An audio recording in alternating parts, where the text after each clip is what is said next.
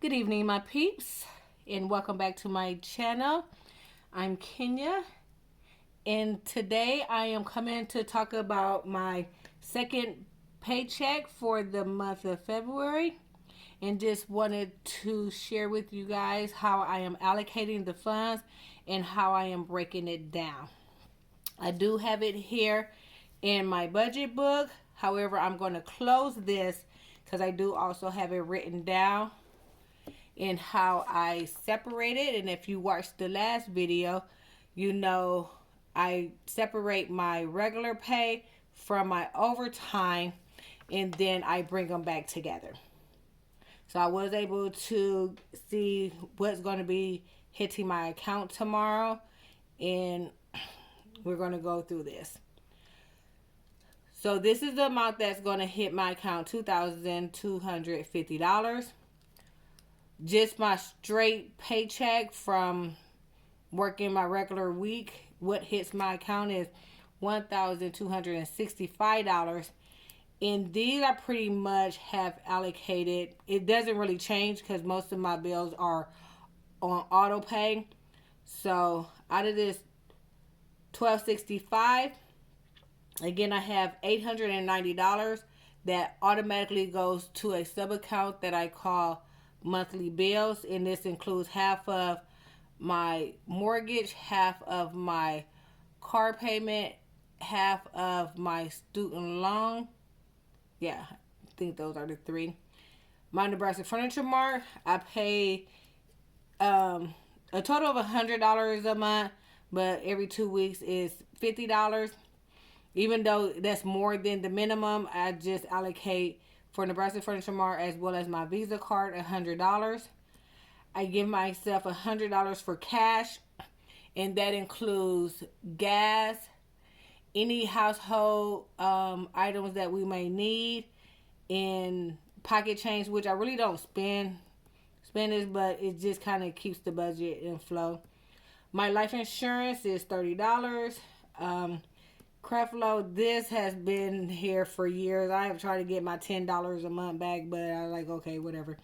My sinking funds, I'm allocating $40 this pay period, and then extra towards debt will be $70. So that totals $1,240. And out of my overtime, it's $985. And again, if you watch the video how I allocate overtime and everything, subtract whatever this from that total amount. So $985. Half of that is going to debt, so that's a total of $440. Then if you watched my last video, you will recall me for my investment. I had sent $200 last week when I had got my bonus, and I mentioned that I wanted to get the Vanguard S&P 500 ETF, and I knew it was like $360. So even though I had a couple of maybe like $40 in cash plus that $200, so I wanted to send at least $150. So, and then my sinking fund, $150. Household is going to be $100. I actually had a pipe bust in my basement in a room. So a plumber, and we've been hit. A lot of people's been hit. I know Texas is hit, so I would have been getting it one way or the other, whether I was still in Texas or I moved up here to Omaha. So the plumber is coming out Monday, and my cost for that is $100.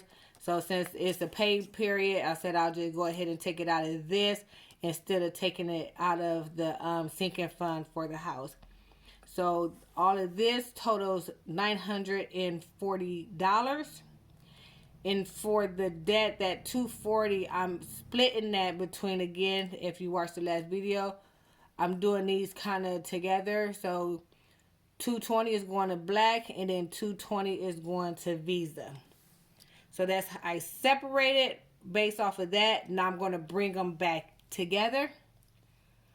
So for the totals, 100 over here, 100 over here, that's going to be 200. So Visa, that's 220 plus this 50. That's where I get the 270. Nebraska Furniture Mart is 50. I'm sending $290 to Black because that was $220 from here, but I allocated $70 just out of my regular pay. So I'm sending Black $290. The investment, $150. The sinking fund was going to be $150, but also allocated $40 over here. So that totals $190. Then my life insurance, then Creflo, my auto out, and then the $100 for the plumbing. So that brings the total to $2,180. And as you remember, I do not do a zero-based budget. I always leave a little cushion in my checking account just in case. So it's typically around $50, $70. So I have check marks over here because everything has already been allocated. So all these payments are set up to come out. My investment, because I know I can put it in and it would be 24 hours before TD Ameritrade sends it out, because I really wanted to go ahead and purchase my ETF. So I went ahead and set this 150 up for today so I can go in and purchase my Vanguard ETF, which I did do that this morning.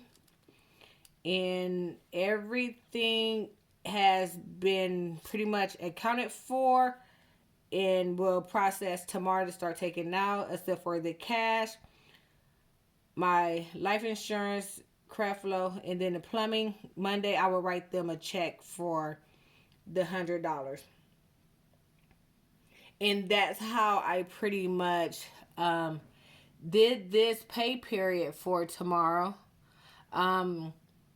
With the plumbing, I also have a claim in with my home insurance. This $100 is off of my home warranty that I am covered, but minus the $100. And so we'll see how that goes.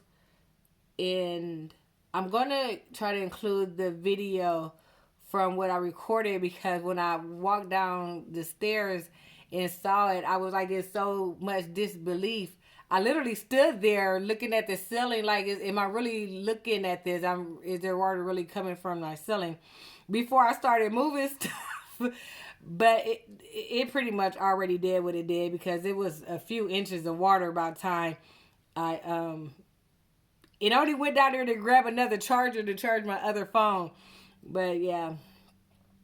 So I just really wanted to come on and share that with you guys. Of how I'm allocating these funds.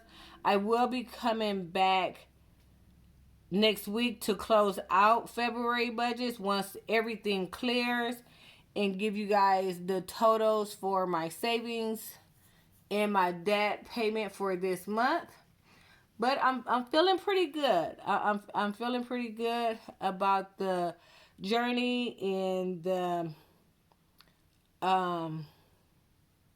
the increase of savings, the decrease in debt, especially the investments.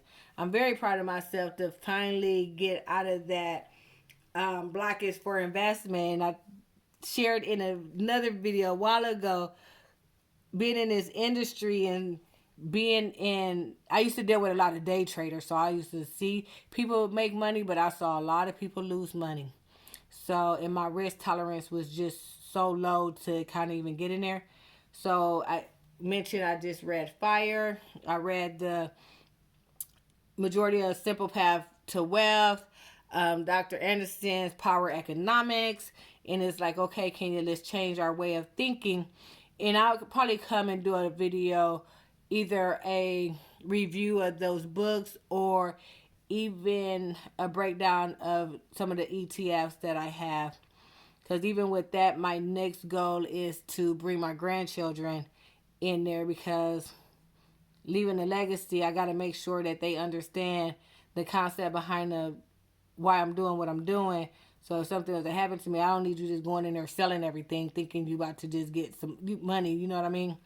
But I'm not going to go on that tangent right now. I didn't want this video to be that long, and I just really wanted to come and share how we allocating tomorrow's paycheck. So if you're on this journey, keep hanging in there. Let's keep moving forward. And please take a moment to subscribe, like, and comment. And as always, thanks for watching, and peace out.